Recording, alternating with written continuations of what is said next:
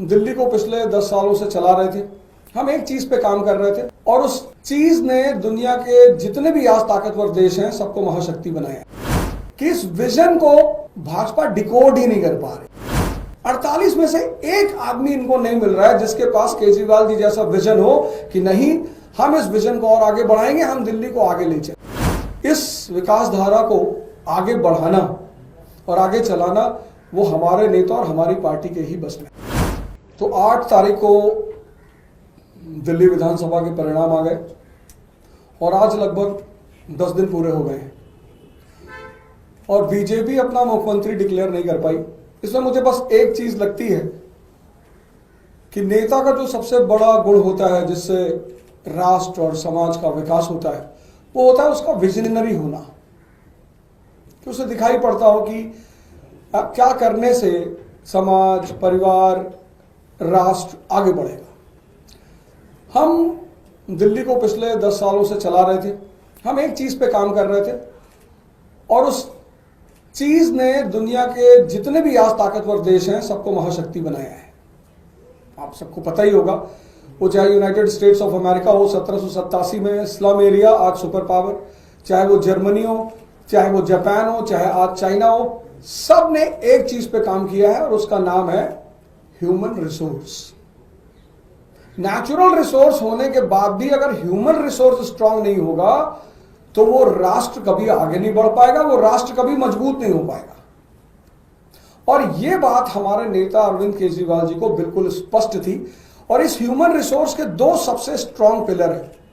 पहला pillar education और दूसरा पिलर हेल्थ।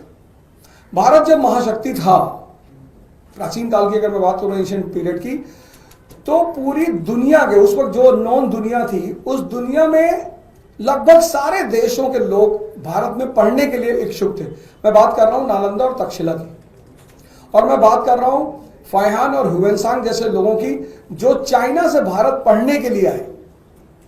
तो जब देश में शिक्षा उच्चतम स्तर पे थी तो देश महाशक्ति था। जब देश में चरक जैसे चिकित्सक थे, धन्वंतरी जैसे चिकित्सक थे तो देश महाशक्ति था।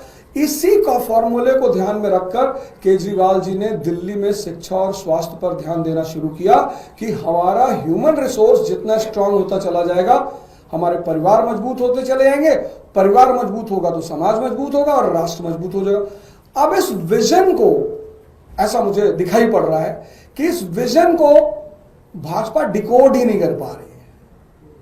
उसको पता ही नहीं चल पा रहा है कि यार करना क्या है।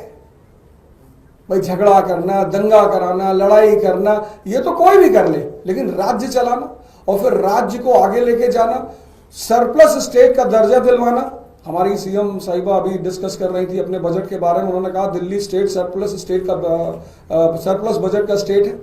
तो मुझे ऐसा लगता है कि आज ये पार्टी जिसको जनता ने कहा कि इनके पास 48 सीट है, 48 में से एक आदमी इनको नहीं मिल रहा है जिसके पास केजरीवाल जी जैसा विजन हो कि नहीं, हम इस विजन को और आगे बढ़ाएंगे, हम दिल्ली को आगे ले चलेंगे। इनकी ये नाकामी पूरी दिल्ली प्रदेश की जनता देख रही है और ऐसा मुझे लगता है कि जहां तक इन्होंने कहा था कि 20 तारीख को हमारा मुख्यमंत्री शपथ लेगा, तो मुझे लगता है शायद 20 तारीख को भी नहीं ले पाएंगे, क्योंकि इस विकास धारा को आगे बढ़ाना और आगे चलाना वो हमारे नेता और हमारी पार्टी के ही बस में है।